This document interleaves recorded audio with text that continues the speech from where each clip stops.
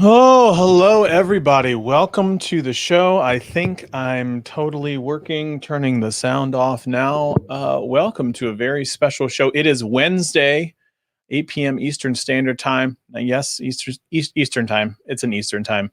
10 a.m. ish in Australia. Welcome to Technically Speaking Live. This is a very different show than normal.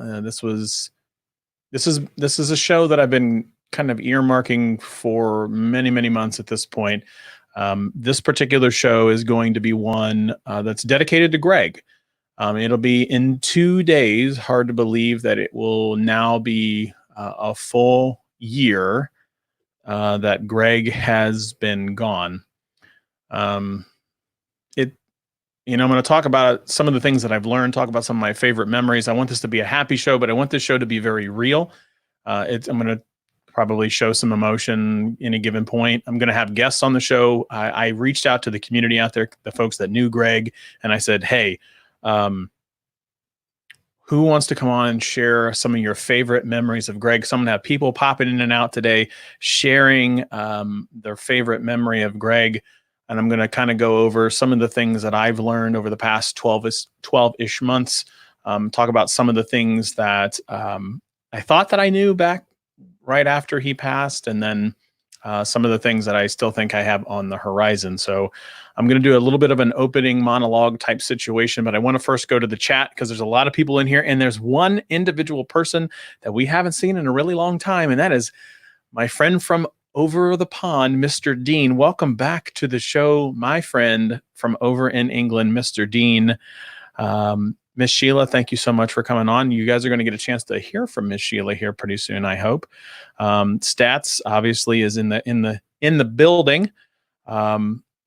Nate Root, thank you so much, sir. Obviously, I have nothing but love for you. Larry Lindeen, thank you so much for joining. Larry's out there doing a lot of work as it relates to doing some 3D printing stuff for our first responders. So a great community of folks that's out there. So I am super, super excited to see some folks. So Josh, Dan, thanks for coming by. So like I said, it's been about 2 days, and I have 4 pages of notes. So if I'm not looking at you on camera, it's because I have this big monitor over here, because I really wanted to take some time to make sure that I was going through the notes. It's been 2 days. It'll be 2 days since Greg passed away, and Greg and I talked a lot about legacy when he was alive. Now, I am a person that is obsessed with legacy. I said it in the tribute show, a long time ago. And I am somebody who really wants to leave the world a better place, and that kind of be my legacy. Greg, the same way. He was just never obsessed with legacy like I was in that instance. And that's the thing that makes the last 12 months the most interesting out of everything that's going on.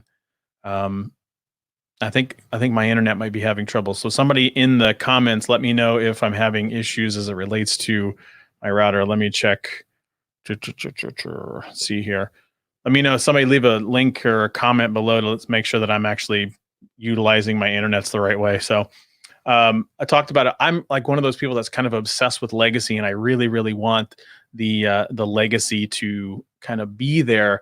And Greg could have cared less what people really thought about his legacy, because his legacy was his kids and his wife and his family and things like that. That's the most amazing part about how amazing Greg was because his legacy was cemented shortly after his passing, and he could have cared less about it. Kathleen Garrity, a longtime friend of the show, actually way before Greg passed away, coined the term hashtag Team Greg. She was always Team Greg. And that is a hashtag that has now lived on every single day. Every single week we talk about it, hashtag Team Greg, to the point of, over the course of the 12 months, people from all over the world have donated to Greg's GoFundMe page. It was a page that I set up for Melissa and the kids. And it was, when you go back and you look and you start to see like, wow, people leaving these comments and these stories inside the comments of the GoFundMe about how big of an impact Greg was. At a celebration of life event, all of these people sharing these memories of Greg and how amazing that they were. this is just a small fraction of it, but the GoFundMe page that Greg has 540 followers, just because people want to know that, and 524 actual donors to the tune of $50,000 that's gone to Melissa and the kids. When you think about that, like $50,000, 524 people. If you put 524 people into a room and they're like, I'm going to give you this group, I'm going to give you $50,000. What a lasting impact from a legacy perspective. It's just incredible to think about. But it doesn't stop there. Over the last 12 months, there's a t-shirt company in Columbus, Ohio, a world-renowned t-shirt company. Their t-shirts are all over the world, and it's one of the ones that I'm wearing right now, and it's Homage. Homage is a local t-shirt company here in Columbus. They were founded in Columbus. Back in November of last year, they reached out to my wife and I and the small group that we have and said, hey, we want to reissue this t-shirt that Greg had. And 100% of the proceeds goes to Melissa and the kids. Just, again, these are the actual t-shirts, and the t-shirts you can actually still go buy to this very day. And the idea is, again, people hearing about how amazing of a person Greg is, simply wanting to do that because of that's the legacy that he leaves behind, is just this incredibly amazing individual. And I'm lucky to have met him, and I'll shamelessly say is like, I am sad that I don't get to continue to make those memories with him, and I would love that. And those are some of the things that I'm going to talk about on right now. So I guess what I'm going to do over here, I'm going to pop in Stats right now is evidently switching laptops because he's having a bit of an issue. So I'm going to ask if Miss Sheila, if you could pop into the stream. I sent you the key a little bit earlier. I want to start bringing people on and sharing their memories of Greg. And then I'm going to go a little bit of a different tangent and kind of tell you about some of the things that I learned. And then hopefully these messages for those people that might still out there be grieving, maybe they actually help you kind of get through each and every day. So I'm going to take a pause there, take a drink, and look in the comments and see people. Michael Daniels, thank you so much. I will make sure that Melissa and the kids get that for sure. Thank you. I love everybody in here. You know, Tech for Your Needs, Mike, Josh, Chris, Nate, Jim, thank you also for coming up. Judy, thank you so much. And so my very first guest is, and I have known her for a long time. I have a favorite memory, and I'm wondering if she's going to share a very similar memory to this, but I'll share a memory that Greg shared with me about this particular person. Ladies and gentlemen, Miss Sheila, welcome to the show. Hello, hopefully everyone. This will kick on. Yeah, I hope everybody can hear me. Can you hear me? Miss Sheila, are you out there? Yes, I'm on with you. I don't know, Miss Sheila, I can't see you. I don't know if it's my stream or if that's something else. So in temporary, wait, it's still spinning. It's spinning for a minute. So while it's still spinning, I'm going to pop off and bring back to this side. Maybe we can get that worked out. While she's doing that, one of my favorite memories that I have of Miss, we can hear her, we can see her. Okay, I couldn't see or hear her. I hear her and I see her. So excellent. I think it's my internet connection. So I cannot hear anything. Wait, there she is, Miss Sheila. Hello. Hello, darling. How are you? I'm fabulous. I have been looking forward to this. I have also been looking forward to this. I don't know what's going on with my internet, and who knows. But at this point, thank you so much for coming on. And I see that you also are wearing your Greg t-shirt. I am, and I was not going to wear it. It is an heirloom, as far as I'm concerned. It was going to be in a shadow box frame with the story of Greg in the frame, which will be inherited by my niece. She won't know the story, but I'll tell her. And then when I saw you had it on, I went, no, I'm wearing mine too. So apparently Greg is here with us. He's setting Absolutely. You and I up together. I am so glad. Thank you so much for coming on to the show. Like I said, I'm not entirely sure what happened, but technical issues abound. Yes. It wouldn't be our show if it wasn't. Exactly. So I would love for the floor is yours. Share your favorite Greg memory. I have one that it may have only been funny to me, but I think about it all the time. And I'm going to say one word and let you tell the story. And if you don't remember it, I'll tell it. The word is nuclear. Oh, nuclear.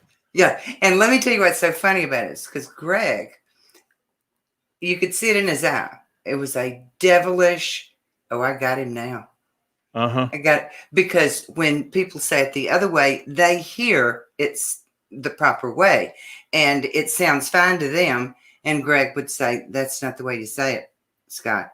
And you would look at him and he had you going, and he would just little by little by little, every time you'd say it, you'd snap over and look at him. He'd say, it's wrong.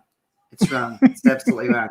And do you remember after, and I love the way he did it because the stone face was there. He was going after you. He was going in for the kill and you could see it in his eyes. And I laughed and laughed and laughed.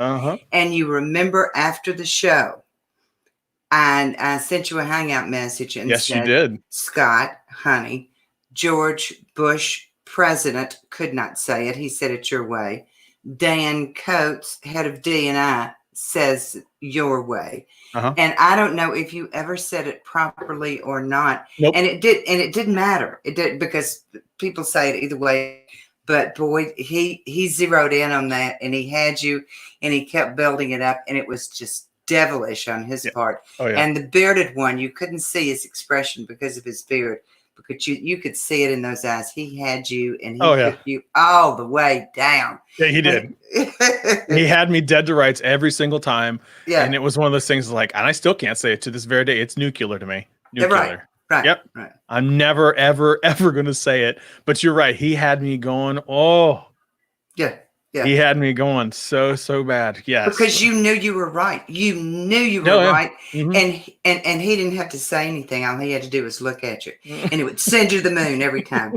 It was so funny. It was so funny. That, and of course one of my favorite things and one of my favorite places that gives me comfort when I think of Greg is the 1% studio.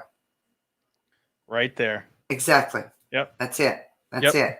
And that was, to me, that was Greg and something he wanted to accomplish. And it may have been you too, but I associated that with him and he was so proud of it. But the joy that you got out of being with him. Yes. And we were all, when we were on the, whether we were out in the audience or it was just you and he or you and he and a guest, you were with Greg. You couldn't help but be with Greg. You were with him. Yeah, it was one of those, like, what we were on camera was legitimately what we were off camera too. Like the nuclear, like all those comments, very real, 100% real. There was no doubt. There was no acting. That was very much who we were when we were together. And it's just, yeah, it was a great memory. And one of the memories that he always shared with me was a favorite of yours is when Rendezvous. I mean, straight up Rendezvous. That's what it was. It was, that was our favorite rib place, still is to this very day. And all of a sudden our families had, I think it was Thanksgiving that year. We had we had Thanksgiving together in a house with our old home. Of course it was a house. And we made those ribs. And it was a memory. He could not believe. He goes, "Do you know her?" And I was like, "I don't." And I was like, why did she send you ribs? I was like, why are you questioning it right now? Why are you questioning this? And it was one of those situations, like, he never, ever forgot that. And like, he loved you. I couldn't even begin to describe to you. Never a bad word. It was always, yes, ma'am. That's what Miss Sheila said. And that's what it goes. That's right. But you have to sort of tell that story a little bit, because I actually met you at Sir Michael Daniels' show. Yes, ma'am. That's where we met. And you just asked the question, where's everybody from? And Andrew, I think, who's on with us, said Hermitage, Tennessee. I said Memphis, Tennessee. And as soon as I said Memphis, you went, oh my God. Oh my God. And then you told your story about having the ribs, and it was a long story. Of course, we weren't being recorded or anything, so I listened carefully. And the very next day, I called. Now, Michael has known me for longer than you. The very next day, I sent Michael a message and said, "I want Peachy's home address." He actually made Get that it. comment. He made the comment in the chat today. It says, "I had to get Peachy's home address from Miss Sheila." That's right. And he already knew better. Oh yeah. And he said, "I don't know if I can do that." And I said, my comment back to him was something like, I don't remember what it was, but it was something like, "I'll hold. You know, I'll be here when you get it." And I wasn't asking, I'm telling. That's right. And then Sir Michael, and he is a Sir Michael in our community. And when I say our, it's a part of this community too, because we cross so much. But we knighted him because he knows so much, and he's we depend on him for so much. And so he gets in touch with you and says, "Oh, well, don't know how to tell you this, but you're going to have to give me your address." And you, of course, said, "I don't think so." And he said, "Well, yeah, you are. Miss Sheila wants it, and you just you just don't argue with it. You just go with it, and you're just going to have to learn that. Just do it." Yep. And so reluctantly you did, and then I had to call you on because I needed your cell phone for delivery, and so I sent you a Hangout message and said, I think it went like this: "Tell me when you will be home for a delivery. And by the way, I need your cell number," which you do not give out. I mean, you just don't give it out. And yet, and by the way, I need your cell number. And then I changed it to, "Will you be home on Saturday?" And then I changed it to, "You will be home on Saturday to accept a delivery. And by the way, I need your cell number." Yep. And you just sent it back like, I have no friggin' idea. And I have a little bit of this that I don't know if you'll remember or not, but finish telling the story. I don't know what happened after that. I just simply called the rendezvous and said, "Hello, this is Sheila. Yes, I want this, this, this, and this sent to Ohio. FedEx it, wrap it for shipping. I want to make sure it's fabulous when it gets there. Tell me how much it's going to cost." Told me, charged it, boom, it was done. And that's what I intended to happen. And I had no idea what you were going to do. I had no idea what your wife would think. I did not care. We had this thing. It was a moment. Yeah. It was a moment. That's right. Had to carry it through. What we ended up doing was we saved them for I think it was another week, which we could. We followed the packaging just as long as it did. That's right. My wife is actually in the comments. She said, literally laughing so hard because this is exactly how it went. Like, it's the truth. You you don't even question it. This is what it was. And so we saved them for a week. Greg and our families got together and literally had them for Thanksgiving. What we were afraid of the most part is for screwing it up. Like, the biggest thing we were afraid of was like, oh my God, I mean, she sent us these ribs. These ribs are amazing. We know that these ribs are amazing. We can't screw this up. So we were meticulously going over the directions to make sure it's like, okay, is this right? And I mean, every ounce of the food was gone. I don't think we actually touched the real Thanksgiving food at all. We ate nothing but ribs. The next show, I didn't say anything about it. Y'all didn't say anything about it. But you started the show with, we have to thank Miss Sheila, because you guys have no idea what we've experienced. And you started talking about how good the ribs were, and it brought back memories and all of that. And Greg was sitting there, and he finally looked up and he said, "Miss Sheila, I'm sorry." "About what, baby? I wasn't there. You couldn't have hurt my feelings. What did you do? Did you not eat the ribs? About what?" And he said, "I sat down one sitting and ate the entire allocation of slaw." And I don't know how much slaw that did he do that? Oh yeah, it was a lot of slaw. He just ate. He started with a spoon and he couldn't stop. He just ate it, and I could literally right out of the container. Yeah, I could see him doing that, but he had to apologize to me for this. "Hey, baby, once I send it and it's gone, it got nothing to do with me anymore. It's whatever y'all do with it once it gets there." We straight up. I think I got maybe a scoop. A tiny sliver of a scoop. Yeah. And I have, he said something about the slaw and what type of slaw it was, or anyway, it was something that he absolutely loved, and he ate the entire container that came with the two racks of ribs and all of that. And I know that Dean will remember that because Dean was asking me how much it would cost to send him some ribs where he was, and there, and I would almost do it if I knew I could get it there and get it there properly. And today, I don't know whether that could or not. Oh my God. Those were all-time great memories. Yeah. I love it. So thank you so much for coming on. I want you on another show. Please come on. I want to talk. Let's do this again. I don't want it to be, don't be shy. Come on to the show anytime. Oh, you had no idea how I would do on the show. When you It'd be amazing. You when you asked me, you thought, yeah, I want to ask her, but does she know how to do this or what? Just remember, just fine. I got Michael Daniels in my You'd be just pocket. fine. He's the one that taught me. If I do something wrong, I'll make everybody believe, oh no, that's the right way to do it. Yep, no doubt. And if anybody questions it, I just say yes, ma'am. Indeed. Yes, ma'am. Indeed. All right. Now, the only thing you have to do is tell me how to get out of here so you can bring someone else on with their story. I will take care of that for you. And that's the answer I wanted. Thank you, Miss Sheila. And okay. And now I want to actually bring on, so I want to go to some comments first, catching in there. So there was some memories of Greg in there. Let me go up. Greg is this is another good one.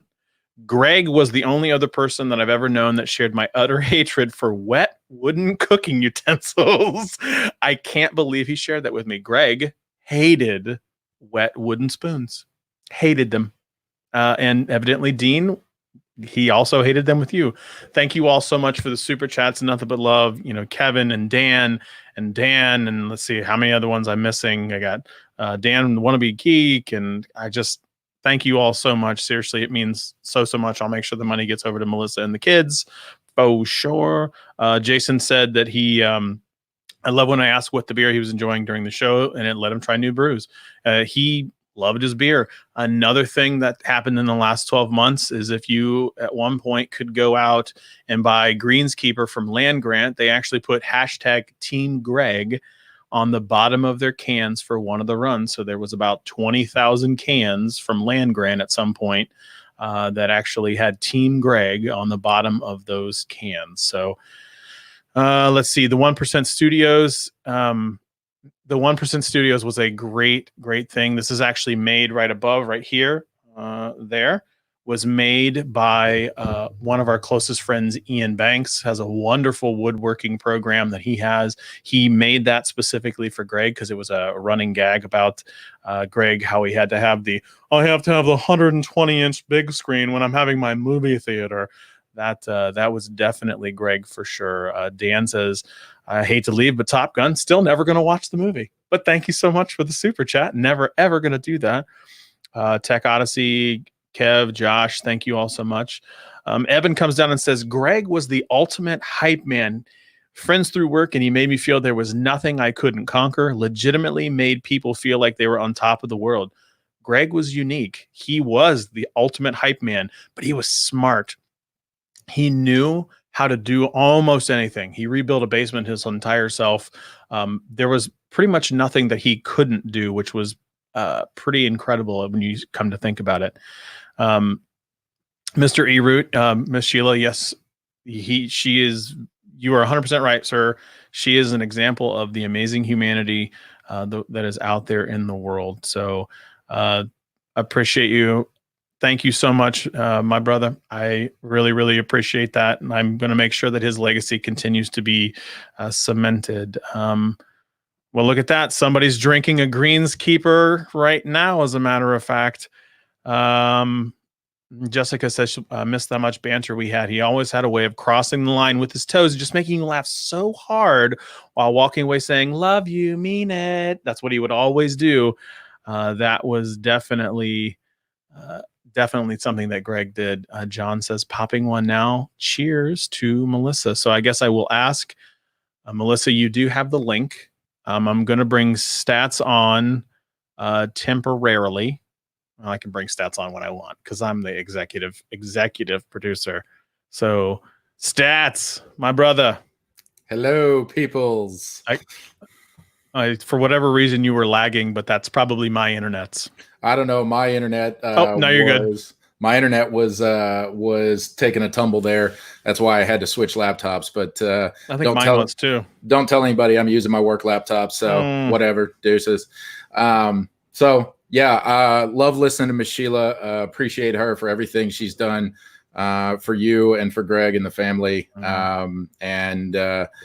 Much like her, I had the privilege of growing up in Memphis, and I have eaten at Rendezvous more times than I can remember. But some of my favorite times were when you and Greg were with me going down for Music Fest in May every year. Especially that first time. I remember the first time I took Greg was the year before you came the first time. Oh yes, that's right. And we ate at Rendezvous on Friday night, which was always our tradition. And he was speechless for the first time that I had known him, which at that point had been several years, while he was eating Rendezvous ribs and slaw and beans for the first time in his life. He destroyed that entire plate, looked up, wiped his hands in his mouth, and then started talking again. So it, there's dozens, if not hundreds of those stories about that man.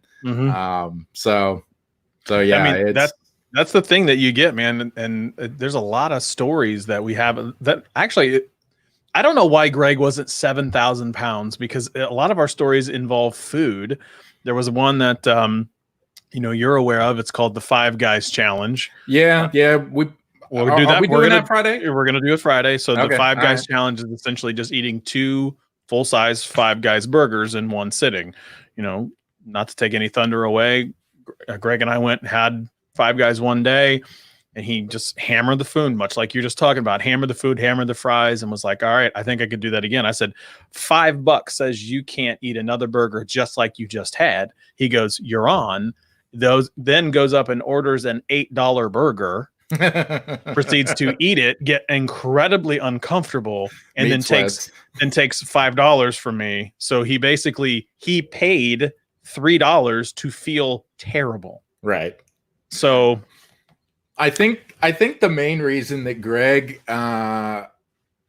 didn't gain all the weight was because he was a lot more disciplined than you and I are. Not only from his time in the military, but also just his personality and who he was. And I'm sure he learned a lot of that from his dad, Nate, because Nate is a good-looking man. He is trim, he is fit, he can handle that farm. My goodness, he's in the chat, for the love of God. I know. That's why I said it. But Greg had the discipline to, whenever he would join us in one of our eating escapades, he would then the very next day go out for a run or do a bunch of push-ups and sit-ups. But the thing that Greg did best that you and I cannot handle is the man did not like sugar. He just didn't eat sugar unless it was like a birthday party or a celebration or something. And even then, it was just like a tiny little piece of cake or that what is that Oreo cookie and whipped cream thing that Kim brings every time? The dirt. Oh, God. Greg would eat a spoonful to be polite, but then he would just stay away from the sugar. He'd be all protein all day. So, you and I would hammer down on that dirt. Oh, absolutely. That's why Kim never takes anything home with her. But, that's why I also don't really fit into this shirt as well as I should. But hey, whatever. I'm squozing. We're gonna stay right here. We're gonna stay right here. Exactly. But he was disciplined in a lot of things, but the things that he wasn't disciplined about was the things that really mattered, like his family and his friends. He had no filter. He had no boundaries to his love and his appreciation and his ability to communicate that to everybody that he came in touch with. So 100%. So, all right. I think this is going to work, but Stats, I'm going to keep you on just temporarily. I was having issues before, but I need somebody to keep me honest. I think this is Greg's wife, Melissa. Melissa, hi. Hello, everyone. Hi, How are you? Melissa. This is Melissa's inaugural nuclear Inaugural. whatever time on to Technically Speaking. So Melissa, welcome to the show. I see you're also wearing an Ohio State t-shirt.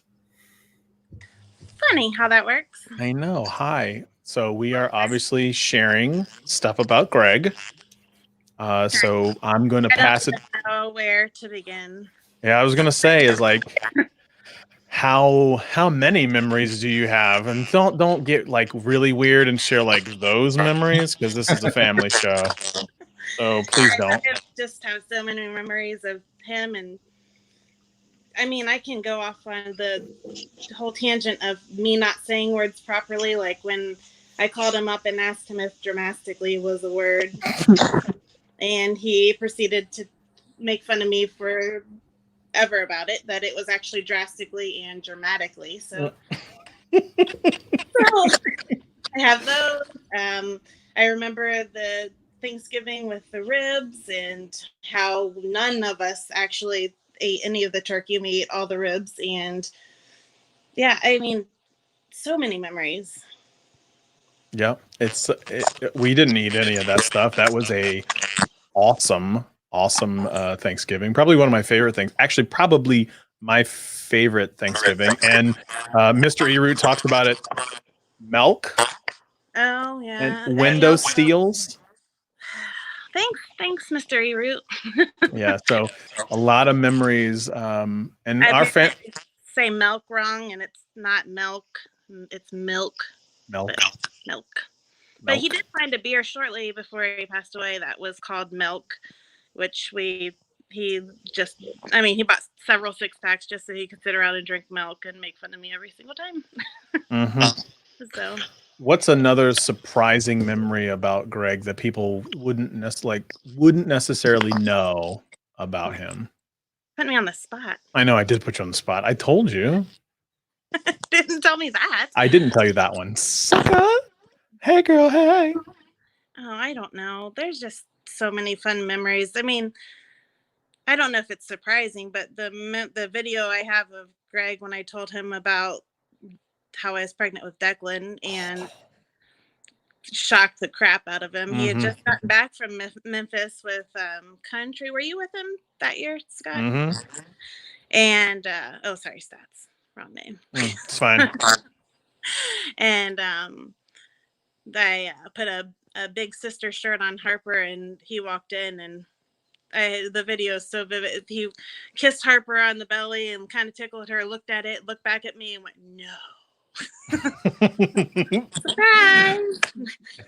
Yeah. And I do. The whole time he was gone because I didn't want to have him thinking about it while he was on his little mancation away from home. So waited the whole weekend to tell Greg that he was going to have baby number 3. So he wasn't so happy about that. And then Beckett came along. So I was going to say happy about all of those. It was one of my, that's one of my favorite memories because I can see the look on his face like just hit him. Like, oh yeah, I'm gonna. This is number 3. We're gonna do this again. But then his face afterwards, and his okay, like let's do this. Mm-hmm. That was Greg. Yeah, it really was. It was like, I can never forget that memory because I think you and my wife, like you and Katie, knew. I had to tell somebody. So. Did I know? I don't think she told you because she didn't want you to tell him. And I wouldn't have done that. Yeah, it was such a great video. Another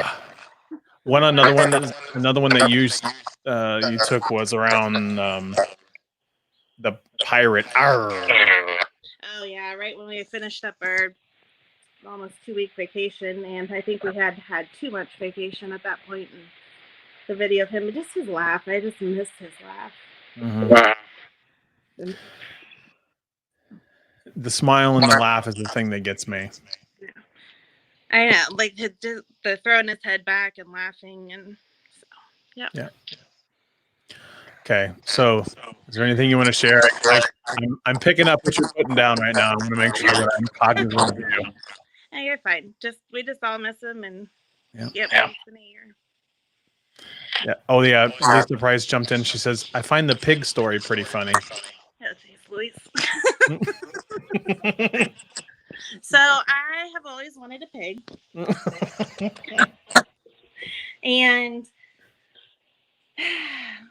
I kind of had Greg convinced that we could get we should get a pig, and he did not want this pig. And I found out, I think thanks to your wife, Scott, that the Humane Society had a pig. Of course So it did. I called Greg and said, "Hey, the Humane Society has this pig," and he's like, "I don't care." Like, well, I want to go see it. I just want to see it. He's like, "You know that if you go there and see this pig, you're gonna come home with said pig." No, I'm just gonna go see it. So we go and see it, and the kids love the pig.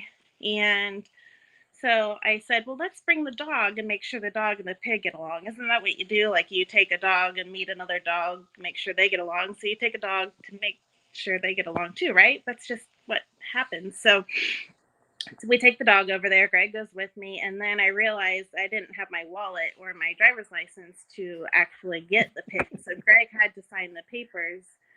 So it actually was his pig. So we bring said pig home, and it lasted about not even 48 hours before the pig was trying to eat Declan and other children. And I mean, pig crap does not smell great. So said pig went back to the Humane Society. And didn't said pig take a pig dump in the back of your van? Oh, for sure. I just traded that one in though. So see ya. Oh, was that the van? But the pig pooped in the back of the van, and I couldn't lift this pig up. It's not like it was a small little mini pig. Like, it was a pig. And so Greg wrapped this pig in a towel, and we thought you bathe a pig in the shower like you do a dog. So we take the pig upstairs. Greg carries this pig all the way upstairs. He's not pleased. Now he has pig crap feet in his face, and leaves me to try to bathe the pig in the bathroom. Didn't go well. So then we take him outside after shoving him down the stairs, because now he's sopping wet and Greg didn't want to carry the pig anymore. So we push him down the stairs. I mean, he kind of walked. And then we were bathing a pig at 9:00 at night outside, and the pig is squealing. I'm sure the neighbor's like, "What is that god awful sound?" So yeah. So I got a pig, and I also returned said pig quickly. Yeah. Yeah, you did. I remember that too. I also remember when Greg talked about the what's the thing that in the basement pushes the water out. What's that called? A sump pump. Jesus, what's wrong? His sump pump exploding in his face, and then like 3 months later, mine exploding in my face, and he just laughing. He's like, "I know what that feels like. It's cold water."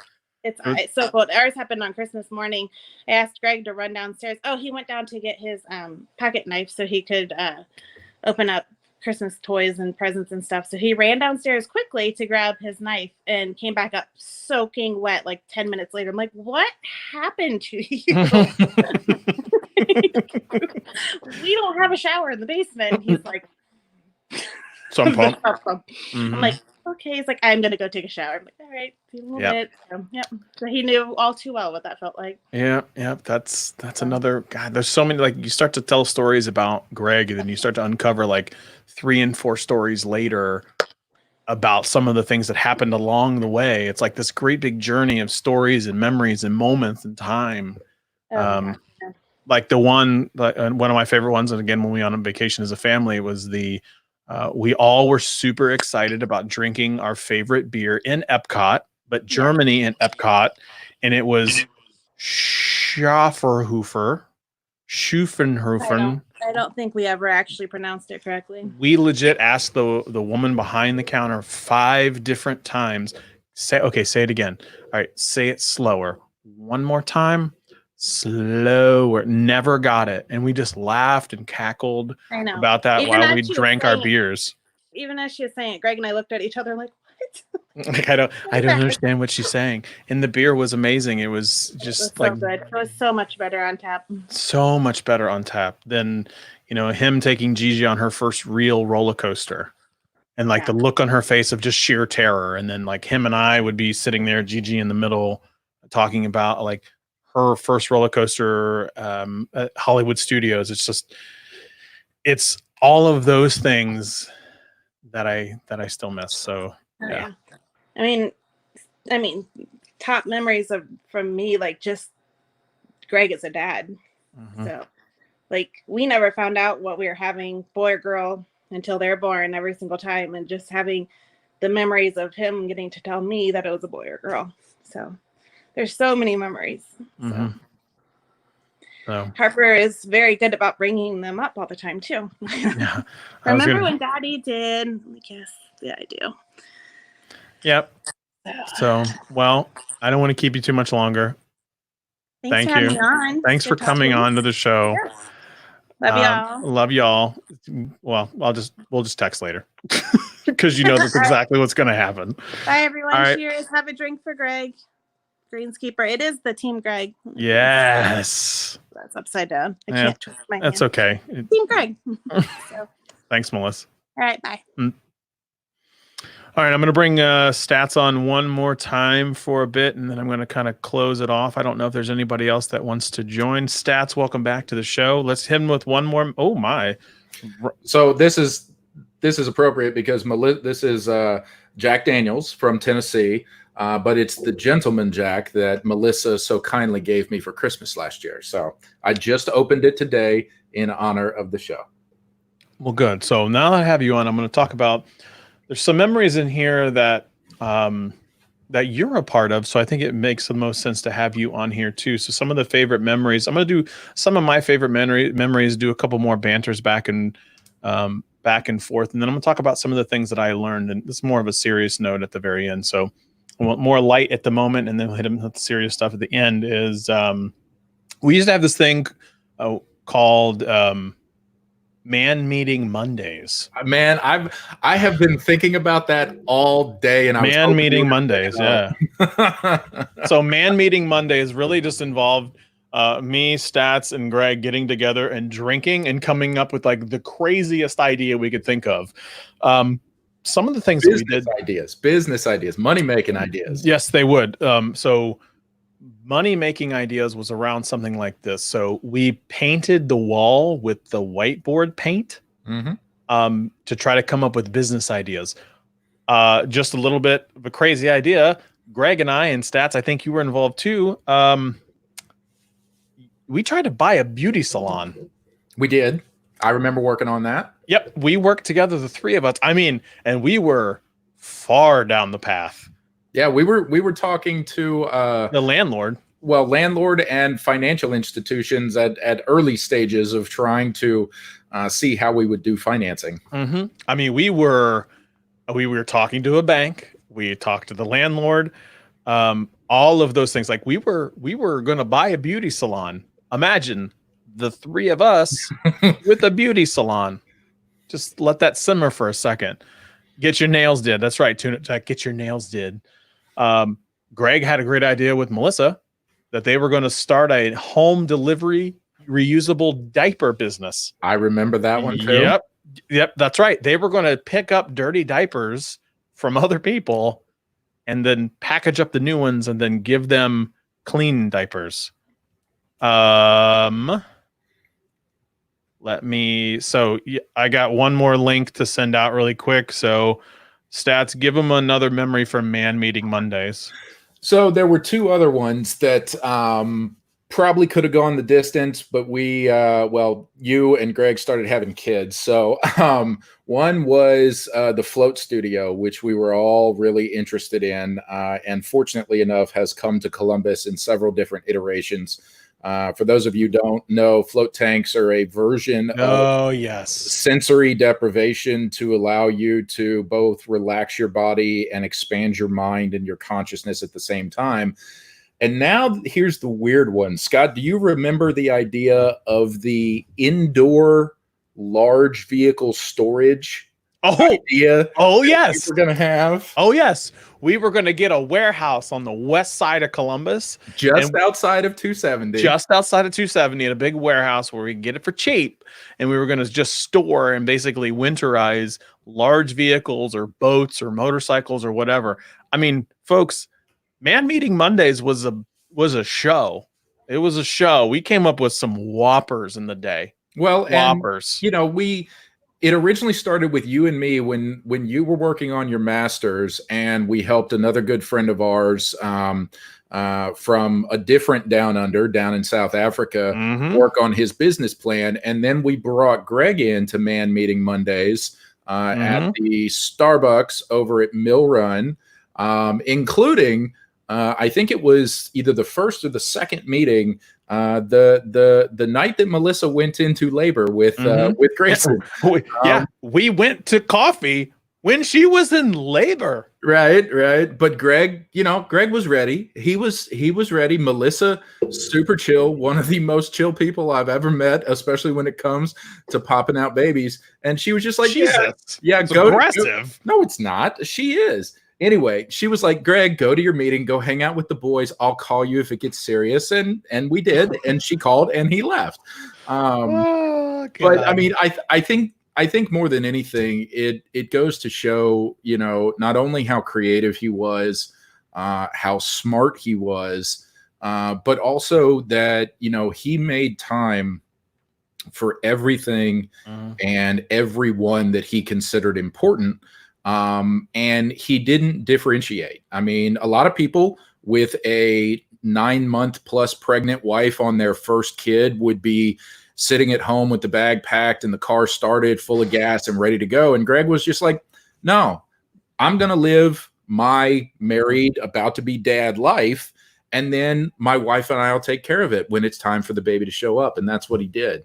So, just his dedication, not only to Melissa and not only to the kids, but also to his friends and to the rest of his family, was, one of the things that was and is just incredible.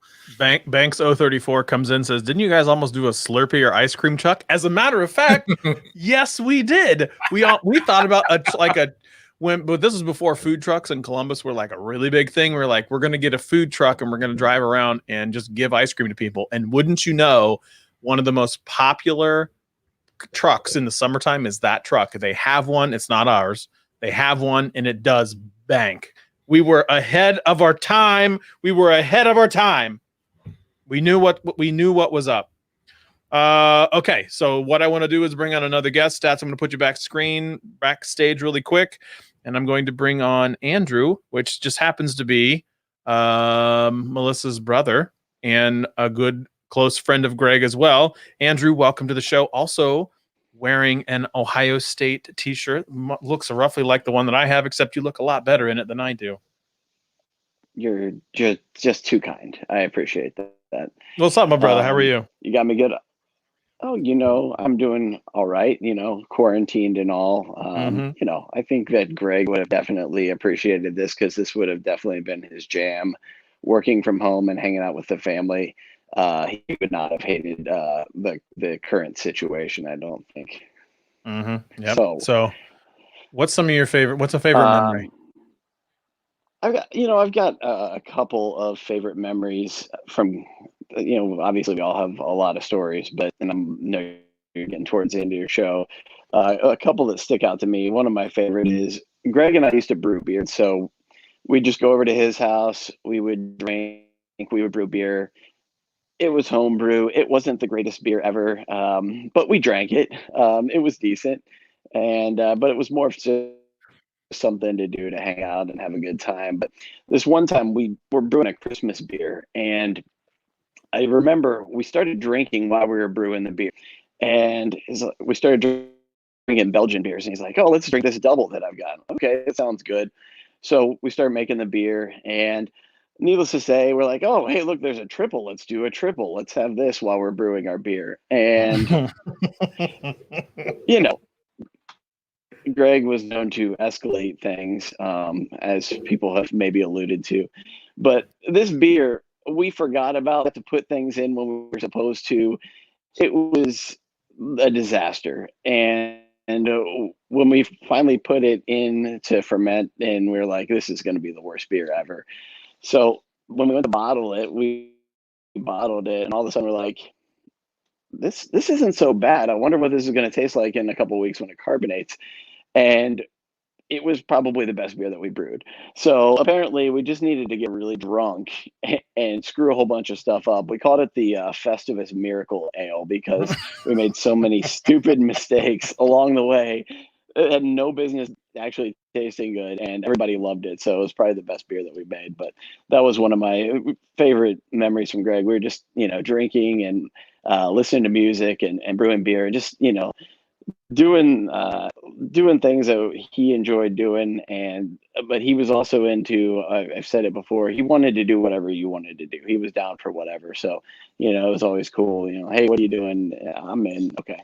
So I thought that was a fun story. But favorite Greg memory is actually my last memory of Greg. And my wife and I just had a baby in September, babies, and we found out we were having a baby literally right before Melissa and Greg had Beckett.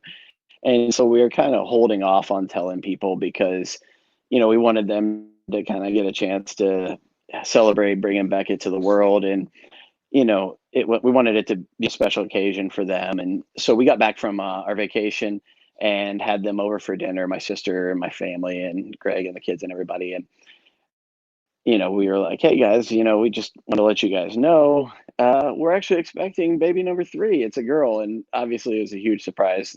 Nobody knew. And we were like, sorry, we kind of held off on, letting you guys know. We didn't want to steal your thunder. We didn't want to take away from the joy of welcoming Beckett to the world. And, I'll never forget what he said. He was like, he's like, Andrew, he's like, there's no such thing as too much good news. And that's just who Greg was. He celebrated in your successes. He was, sad when you were sad, happy when you're happy. But, he truly meant, there was no such thing as too much good news. So, that was literally less than 2 weeks before he passed away. And so that's kind of my lasting memory of Greg is that. So I think if people who don't know Greg that well, that kind of should speak to the character that he has and the person he was. 100%. Right there with you, brother. Yeah. Like there's a lot of favorite memories that I have you're right. That's just the type of person that he was. It was like, he celebrated, you win as a team, you lose as a team. It was anything and everything like that. So I agree. Yeah. I agree. Brother, I appreciate you coming on the show, man. Thanks for letting me hop on. By the way, everyone who is saying that the Greenskeeper is nasty, the Team Greg cans, don't drink them. They're a year old. You don't drink a year-old IPA and expect it to be good. It's not going to be good. It's okay. It's not a bad beer. The beer hasn't gone bad. It's fine. Just keep drinking. Just drink more. Drink more of it. It'll be fine. Yeah. Just drink more. Just drink more. Yeah. All right, my brother. Thanks for letting me hop on, and thanks for doing another tribute show. Appreciate it. I appreciate you, brother. Thanks for coming. All right, see you. All right, Stats, I'm gonna bring you on. So Tuna Tech, you're right. He just oozed positive vibes. 100% agree with that. You have anything in passing before I do my lasting little monologue? Just we miss him. We love him. Gonna do everything we can to support Melissa and the kids and Nate and Kim and everybody else. That knew and loved Greg just as much as we do. So everybody, and this goes double for right now while we're stuck at home, like Andrew mentioned. Reach out to those people that you care about. Reach out to those people that you don't care about. Just, check in with everybody that make sure that they are doing okay, make sure they've got what they need. If you can help even people that you don't know, your neighbors, your friends of neighbors, random people down the street, do random acts of kindness as long as you can stay safe and, protect who you are and what you're all about. But Greg would literally give you the shirt off his back if you asked for it, or if you needed it, or if he thought it would help. So, let's keep pushing that forward. You can never pay back, but you can always pay forward, and let's just keep it going. Yep. 100%. Stats. Nothing but love for you, brother. I love you. you. You too. All right. Stay backstage, and I'm going to wrap this up. I got some words to live by. So a friend of mine, Josh Smith, who was in the stream and did give a super chat a little bit earlier, which I appreciate very much. He surprised me on one of my last live shows that kind of talked about what are some parting words of wisdom and things like that. And I took 4 and 5 pages of notes, and I rewrote this, and I rewrote it again. And I'm probably gonna mess it up, and I apologize for that. But there was, in my last video that does a tribute to Greg, I asked a question a week after his death. I did a tribute for Greg, and I answered the question, what has Greg's death taught me? And I said, a week after that, which was still really close and very raw, I hadn't had a huge breakdown at the time. I hadn't cried. Most of my feelings that I had was related to numbness. And then over the past of that week, the largest emotion that I felt was love over that time. I talked about how I stayed in the moment.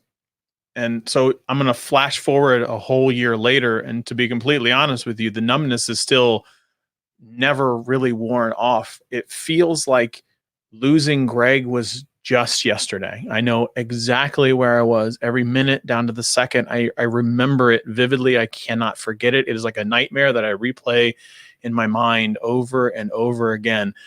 But then it feels like a lifetime ago. We've talked a lot about how much we miss his laugh, how much we miss his voice, how much we just miss the characteristics. I went back and I watched a video where he would just throw his head back and laughing. And for those that are in the audience that know, is Thai basil rice noodle. And that was one of my most favorite memories that I have of Greg. And it was just the two of us being dumb. And I miss Greg every single day. He is like one of the first people that I go to text still to this very day. And I grieve every single day. So here's some things that I was doing research to try to feel better, effectively feel better about myself. But I have guilt, and I still grieve every single day. And the thing is, I have guilt for the way that I grieve every single day. And people say that time heals all wounds. I'm going to tell you, for me, that's a lie. Time does not heal the wounds. There's no such thing as closure.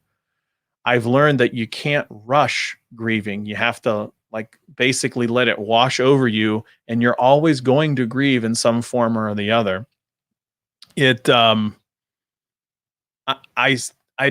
doesn't heal the wounds. And this goes to the next thing that I've learned as it relates to grieving is there's some days where you feel pretty good, and there's some weeks that you feel really good, and you feel like maybe that you've cured your grief, and you don't.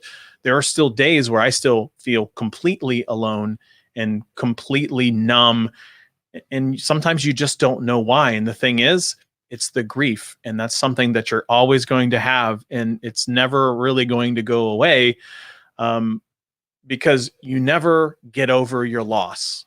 That's the thing, is that loss is going to stick with you. You just get used to living with the loss. Grief changes you, and you are never the same. Not necessarily good or bad, but you're just never the same. Nothing you do in the future, nothing that I do, nothing that you do, nothing that anybody does in the future changes the way that you love that person that you lost. It doesn't change it. For me, it solidifies the fact that I need to live in each moment harder than I did in the past. And I want to take the time to take those memories to live and love Greg the way that I loved before. The thing is, grief doesn't come naturally in these 5 neat stages. Like, I'm going to jump from this, and then I'm just going to jump from this, and then I'm going to jump from this. It's ugly. It's confusing. It's frustrating. And you bounce between those steps. There's times, multiple times per day, sometimes within the hour, I'll bounce between the steps. And with that, people are going to try to pressure you to move on. And so remember the comment above that I talked about, time heals the wounds. Don't let them pressure you to move on. You forget their words, and you grieve and you heal how you need to for any loss that you have. One of the largest feelings that I had to deal with a lot is regret, because the regret that I have is my last text message with Greg was something completely stupid about work that didn't matter in the grand scheme of things. I wish that I could have told him that I loved him. I wish that I could have told him that I was going to miss him. I wish I could have told him, I'm going to be the best Uncle Socks that I can be for your kids. And I wish I could have said that. And so that regret that I have is I still replay the last 24 to 48 hours that Greg was on Earth. And last 24 to 48 hours, I had a chance to have lunch with Greg right after he got back from paternity leave. I had a chance. He wasn't going to stay. And we were inside of our work cafeteria, and he wasn't going to stay, and he wasn't going to stay. He wasn't going to stay. And eventually I said, hey, man, why don't you just sit your ass down and have this lunch with me? And I'm glad that he did it, because that's a memory that I get to have, but that I still have that regret that I didn't get a chance to tell him how much I cared for him as a human being and how awesome that he was as a human being because of it. Another thing that I've done is I've questioned my purpose in life. What's the goals? What's it all for? I can't tell you how many times I've said, what is this all for? I've said it to coworkers. I've said it to friends, is like, why are we doing this? What is this all for? It's a question that I still have to deal with every single day, because again, remember, grieving isn't clean. It's ugly. It's messy. You don't know how you're going to react to anything, because grief triggers are sneaky. That's another thing. I see stuff that's constantly reminding me of Greg. Things like maybe a t-shirt. It triggers a memory. If I look at a beer a certain way, it triggers a memory that I have for him. And more often than not, it's a good memory. And it's a memory that I smile remembering him. And then I get sad because I don't get to make those memories with him anymore. I also question a lot of times, like, there's a lot of bad people in this world. Why not them? And that's a dangerous path to go down. But it's a path that when you grieve and you have a loss like this, that's so foundational and shakes you to your core, it's natural to have those thoughts. Don't compare your losses to anybody else's losses. Others are going to try, and you're going to let them try. Don't fall into this trap, because honestly, the way we cope is specific to us. How I cope is different than Stats, which is different from Andrew, which is different from Melissa. We're all different, and that's what makes people unique. We need to be kind to each other. We need to give each other grace, especially in today's day and age. Any loss that you grieve is a valid loss to grieve.